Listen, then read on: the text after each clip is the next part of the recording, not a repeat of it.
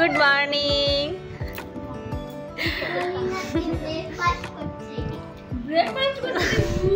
সত্যি সত্যি ব্রেকফাস্ট করছি আমরা ছাতু, আর আমার যা মহারানী ছাতু বানিয়ে দিয়েছে। বানানা খা, ওটা খা। বাজারে এসেছিলাম সকালবেলায়, আর এসে জায়ের ঘরে আসলাম। তো যা এখানে এক গ্লাস ছাতু বানিয়ে দিল, মানে দুজনেই আমরা বসলাম ব্রেকফাস্ট করতে ছাতু দিয়ে। তো ছাতু খেয়ে নিচ্ছি, আর এখন ওর ঘর থেকে বেরিয়ে গেছি। আজকে যা গরম পড়েছে কি আর বলবো, রোদ উঠে গেছে প্রচণ্ড। তো হেঁটে হেঁটে আমার রুমের দিকে যাচ্ছি। গুড মর্নিং এভরিওয়ান, কেমন আছো সবাই? নতুন একটা ভিডিওতে জানাই অনেক অনেক ওয়েলকাম, অনেক ভালোবাসা।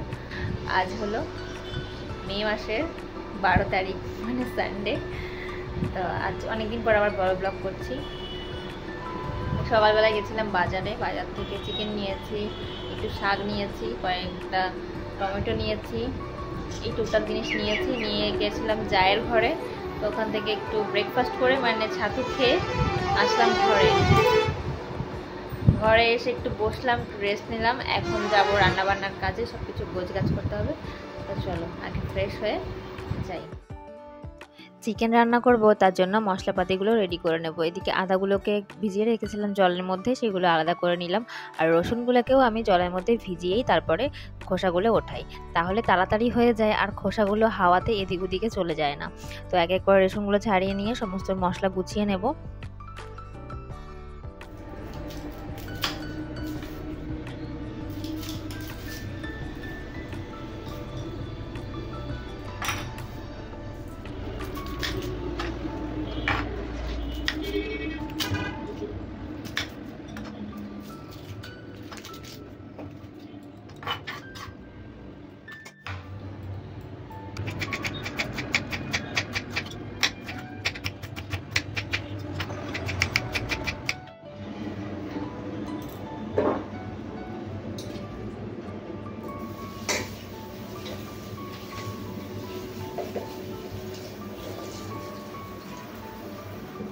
আজকে দুপুরে শুধু দুভাগই রান্না করব, এই লাউ শাক ভাজা করব আর মাংস, ব্যাস এতেই আমাদের খাওয়া হয়ে যাবে। আর বরমশাই যেহেতু শাক পাতার মধ্যে লাউ শাকটা বেশি ভালো খায়, তো এটা রান্না করলে ও এটা দিয়ে অর্ধেকটা ভাত খেয়ে নেয়। তো চলো এখন শাকগুলোকে ধুয়ে রান্না করতে বসবো।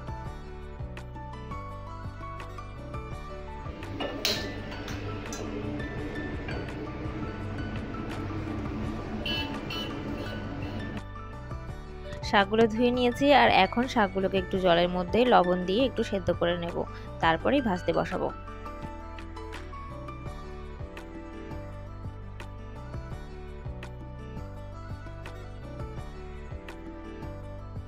শাকটা সেদ্ধ হতে থাক, ততক্ষণে আমি মাংসটাকে একটু ম্যারিনেট করে রাখি। লবণ হলুদ দিয়েছি, আর একটু সর্ষের তেল দিয়েছি, আর একটু লেবুর রস, ব্যাস এইটুকু জিনিস দিয়েই আমি একটু মাখিয়ে একটু রেখে দেবো বেশ কিছুক্ষণ, তারপরেই রান্না করব।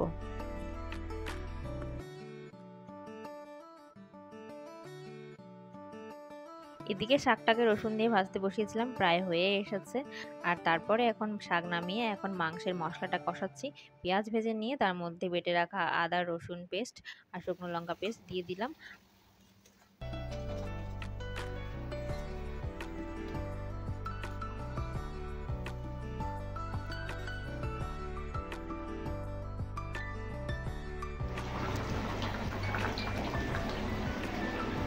রান্না প্রায় কমপ্লিট, মাংসটা ঝোল দিয়ে দিয়েছি, জাল হচ্ছে।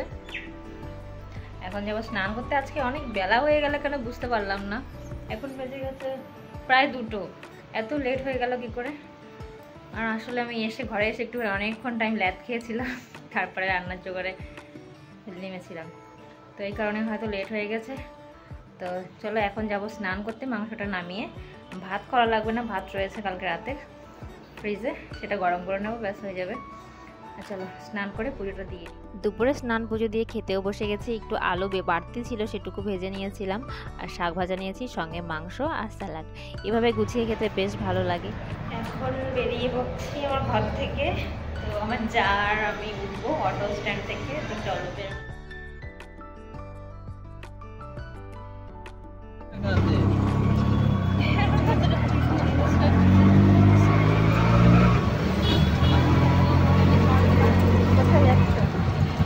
কোথায় যাচ্ছ? ধান্দায় থাকে। আমরা মালদার রথবাড়িতে একটা কাজে এসেছিলাম, তো কাজটা মিটে গেছে। এখন যাচ্ছি আমরা একটু পার্কের দিকে। এই যে তার আগে একটু আইসক্রিম খেয়ে নেওয়া যাক। আর এখানে আমার জামা মহারানী একটু রাগ করে আছে, তার জন্য আইসক্রিম খাবে না। তো তারপরে পুচকুকে নিয়ে আমরা ঢুকে গেলাম পার্কে। আর ও পার্ক পেলে ওর আর কিচ্ছু লাগে না, বাড়ি একদমই আসতে চায় না, শুধু ছুটে বেড়াবে পার্কের মধ্যে। যেহেতু এদিন ছিল রবিবার, পার্কে এসে দেখি প্রচন্ড পরিমাণে ভিড়, সব কুচো কাচা নিয়ে মা বাবা সবাই চলে এসেছে পার্ক। তো এত চেঁচামেচিও ভালো লাগছে না, গরমও লাগছে প্রচন্ড। আর এদিকে পুচকু তো ছুটে বেড়াচ্ছে, ও কিছুতেই বেরোবে না, অনেকক্ষণ হয়ে গেছে।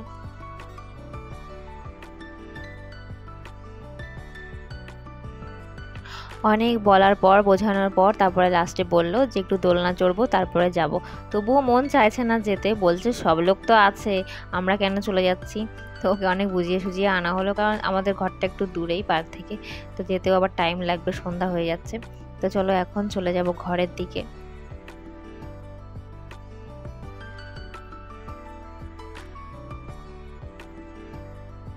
আমরা চলে এসেছিলাম অনেকক্ষণ আগেই টাউন থেকে, প্রায় 7:30 নাগাদ। আর এসে আর কোনো ভিডিও করা হয়নি। এখন বেজে গেছে 9:30, আর ভাতও বসিয়ে দিয়েছি। তো আজকের ভিডিওটা এখানেই এন্ড করছি। সবাই অনেক ভালো থেকো, সুস্থ থেকো। পরবর্তী একটা ভালো ব্লগের সঙ্গে দেখা হচ্ছে। Tata and good night.